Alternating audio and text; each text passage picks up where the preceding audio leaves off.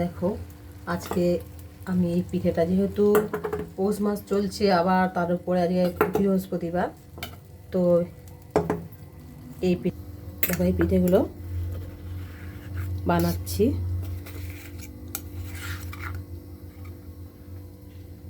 দেখো তো এই পিঠেগুলো বানানোর জন্য দেখো আমি প্রথমে এই ব্যাটারটা রেডি করে নিয়েছি। তো এই ব্যাটারটাতে আমি কি দিয়েছি, চাল ভিজিয়ে রেখেও তোমরা মিক্সিতে পেস্ট করতে পারো, আর চালের গুঁড়ো করে মানে গুঁড়ি থাকলেও হবে। তো এর মধ্যে আমি টক দই দিয়েছি 200 গ্রাম মতো, এবার তোমাদের পরিমাণ মতো দেবে আর কি। তো এর মধ্যে আমি এই দেখো খাবার সোডা দিয়েছিলাম, যা তোমাদের দেখানোর জন্য আবার একটু একটু করে দিচ্ছি আমি। আর একটু বেকিং পাউডার দিয়েছি, তোমরা চাইলে অন্য ইনোও দিতে পারো, এটা দিলে না একটু স্পঞ্জি হবে। তো এর মধ্যে আমি স্বাদ মতো মিষ্টিও দিয়েছি, এটা আগে আমি দেওয়া হয়ে গেছে। স্বাদ মতো মিষ্টি, একটু সামান্য পরিমাণ লবণ, বেকিং সোডা, খাবার সোডা দিয়ে ভালো করে ফেটিয়ে নিয়ে এরকম ধরনের একটা ব্যাটার তৈরি করতে হবে। পুরোটা ভালো করে রেডি করে নিয়ে দেখো আমি এর আগেও আমি তুলেছি। তো এটা আমি এই যে পুরো ফুল ভর্তি করে দেবো, আমার হাফ হাফ করে দেবো, দিয়ে এই যে জল ফুটছে এর উপর বসিয়ে দেবো। সেম আবার একটা বাটি দেন, একটু বাটিগুলো কিন্তু একটু ফাঁকা করে দিতে হবে, কারণ ওগুলো ফুলবে। তো এই যে বসিয়ে দিলাম। তো দেখো এরকম করে আমি চাপাতি দিলাম, দিয়ে 4 থেকে 5 মিনিট হালকা আঁচে এটাকে সেদ্ধ হতে দিতে হবে।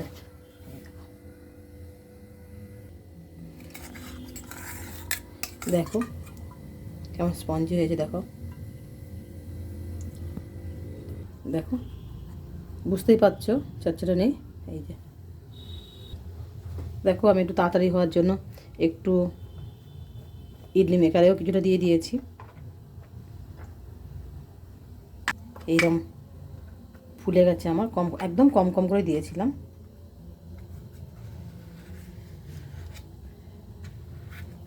এটা একটু ছোটো হয়েছে কিন্তু হয়েছে। তো এই পিঠে কি কোনো এরকম সেরকম ধরনের নাম না, তোমরা তোমাদের মতো নাম দিয়ে দিতে পারো। এই গোকুল পিঠের মতো কিছুটা দেখতে হয়, তো এটা গোকুল পিঠে না বলে ব্যাকুল পিঠেও বলতে পারো। পুরো শেষ পর্যন্ত দেখাই, বুঝতে পারবে যে এটাকে ব্যাকুল পিঠে কেন বলছি আমি। দেখতে থাকো ভিডিওটা শেষ পর্যন্ত। এরপরে আমি কি করি পিঠেটা, শুধু এটা তো কিন্তু পুরো শেষ নয়, জাস্ট কিছুটা হলো, পিঠেটা রেডি হলো।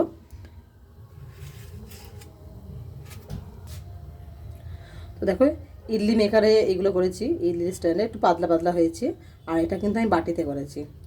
তাড়াতাড়ি হওয়ার জন্য দুটো জায়গাতে করছি, কারণ এটা একটু সেদ্ধ হতে সময় লাগে। হ্যাঁ, তোমাদেরকে আর একটা কথা বলা হয়নি। তো এই যে যখন ব্যাটারটা রেডি করা হয় না, ওর মধ্যে 2 চামচ কিন্তু রিফাইন অয়েল দিয়ে দেবে, তাহলে সুবিধা হবে। এই যে উঠে যাচ্ছে পটপট, ওই রিফাইন অয়েল দেওয়া আছে বলে উঠে যাচ্ছে। দেখো তোমাদের সামনে তো দিলাম, দেখো কত সুন্দর ফুলেছে, দেখো দেখো খুব সুন্দর ফুলেছে। তো এটাও আমি আবার নামিয়ে দিচ্ছি।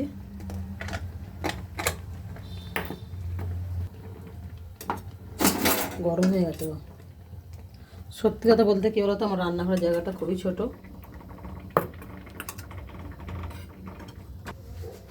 খুব সুন্দর দেখো ফুলেছে, এই দেখো দেখতে পাচ্ছ, এই দেখো ফেটে গেছে ফুলে। এটা আমি একটু ঠান্ডা হতে দিচ্ছি, পরে তুলবো, একটু পরেই তুলবো। তো এগুলো আরও কয়েকটা রেডি করি।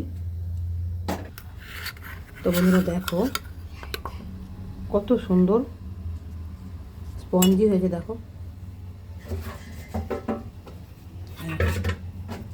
আর এইদিকে দেখো এটা একটা হচ্ছে, আর এদিকে দেখো এই যে ইডলি, এটা ইডলি স্ট্যান্ডে এখানে করছে, এখনও চলছে।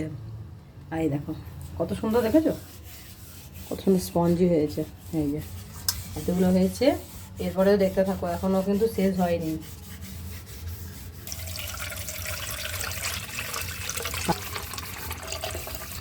এই দুধটাকে জাল দিয়ে একদম পুরো ক্ষীরের মতো করবো। এমনিতে জাল দেওয়া আছে, আরও ঘন করতে হবে।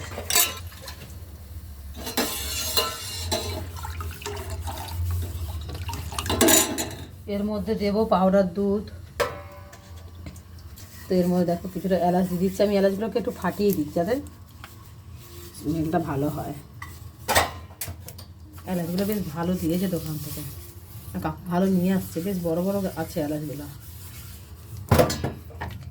দুধটাকে ঘন করার জন্য আমি আরও আমাদের প্যাকেটে গুঁড়ো দুধ দিচ্ছি।